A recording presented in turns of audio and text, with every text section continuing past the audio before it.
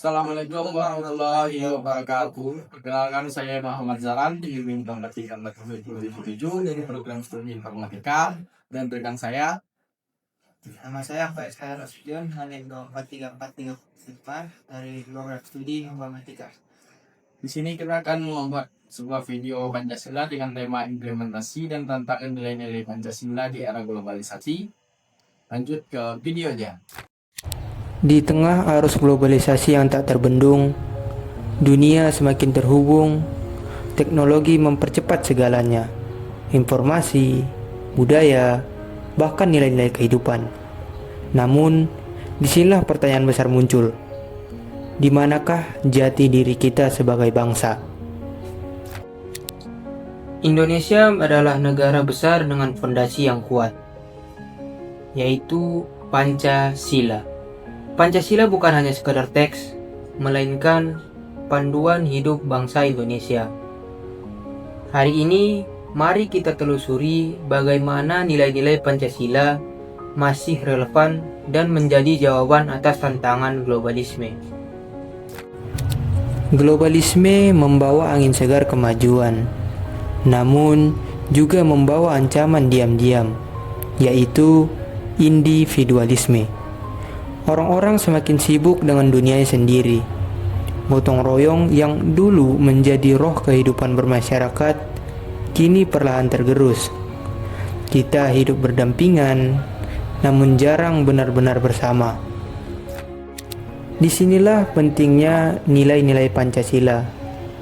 Pada sila pertama, kita diajarkan untuk beriman dan bertakwa sesuai dengan agama dan kepercayaan kita masing-masing. Di era globalisasi ini, pengaruh paham radikalisme dan sekularisme datang silih berganti.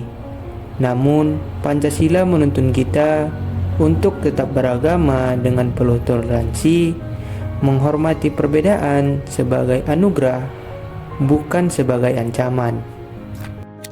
Dan di saat dunia yang sekarang ini sedang terpolarisasi oleh hoaks dan kebencian, sila kedua mengingatkan kita bahwa setiap manusia memiliki harkat dan martabat yang sama. Bersikap adil, peduli, dan beradab adalah bentuk nyata dari kemanusiaan. Melampaui batas suku, ras, dan bangsa.